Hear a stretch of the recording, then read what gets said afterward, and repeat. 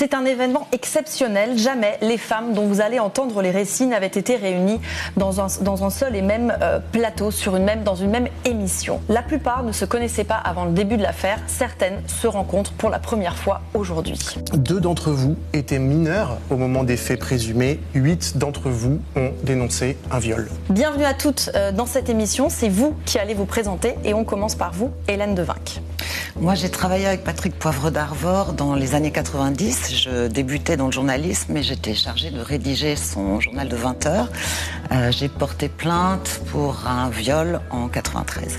Je m'appelle Stéphanie Kayat, je suis journaliste. J'ai travaillé avec Patrick Poivre d'Arvor pendant plusieurs années et j'ai porté plainte pour 2 viols, l'un en 94 et l'autre en 97. Je m'appelle Camille Pasco et j'ai porté plainte contre Patrick Poivre d'Arvor. À l'époque, je travaillais au ministère de la Culture.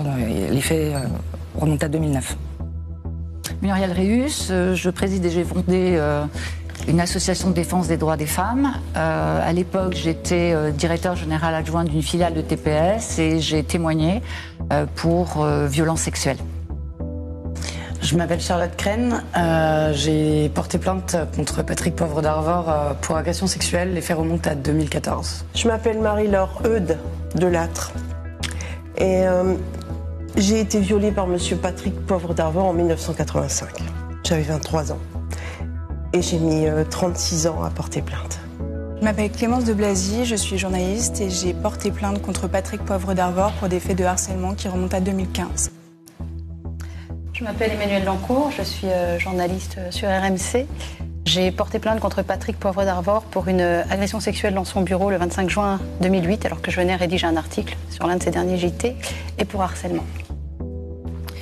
Je suis Noura Belbidé, je viens du Pays Basque et j'ai porté plainte contre Patrick Poivre d'Arvor pour harcèlement sexuel. Harcèlement qui a eu lieu en 2003 alors que j'étais journaliste. Je suis Karine Bernfeld, je suis autrice. Moi, j'ai témoigné dans le cadre de l'enquête en mars 2021 pour des faits qui remontent au début des années 2000. On va dire un comportement inapproprié. Je m'appelle Aude Turpot d'Arlay. J'ai porté plainte contre Patrick Poivre d'Arvor pour des faits qui remontent à 2002 d'agression sexuelle et de harcèlement sexuel. Et c'était à l'occasion de la sortie de mon premier livre.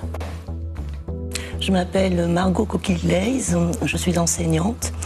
C'est la première fois que je témoigne publiquement en réponse au dépôt de plainte de monsieur Poivre d'Arvor pour dénonciation calomnieuse.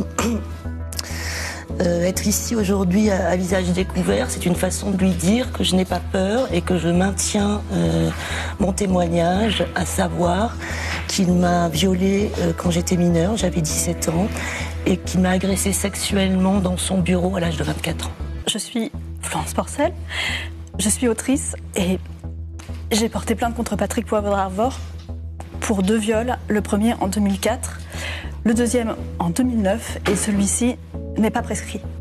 Je m'appelle Justine Ducharne, je suis directrice de la communication et ancienne journaliste.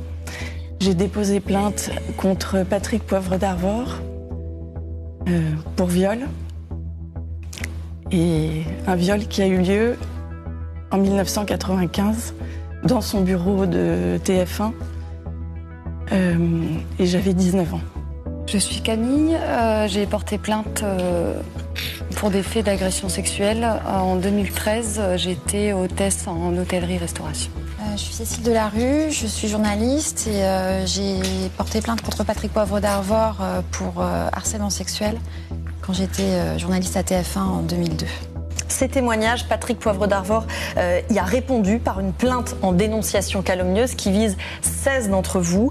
Patrick Poivre d'Arvor est présumé innocent. D'ailleurs, il nous fait savoir par la voix de son avocat qu'il, je cite, conteste toute violence sexuelle ou non à l'égard des femmes qui l'ont accusé. Des enquêtes judiciaires sont en cours. La justice fera son travail de son côté. Ici, nous ne nous substituons pas à la justice. Nous faisons un travail journalistique en apportant à la connaissance du public des témoignages, les vôtres. Certaines d'entre vous parlent pour la première fois, mais aussi la version de Patrick Poivre d'Arvor qui n'a pas souhaité nous répondre malgré nos sollicitations. Nous avons donc décidé de vous inviter car les violences sexuelles et sexistes sont pour Mediapart un sujet d'intérêt public, un sujet d'intérêt général.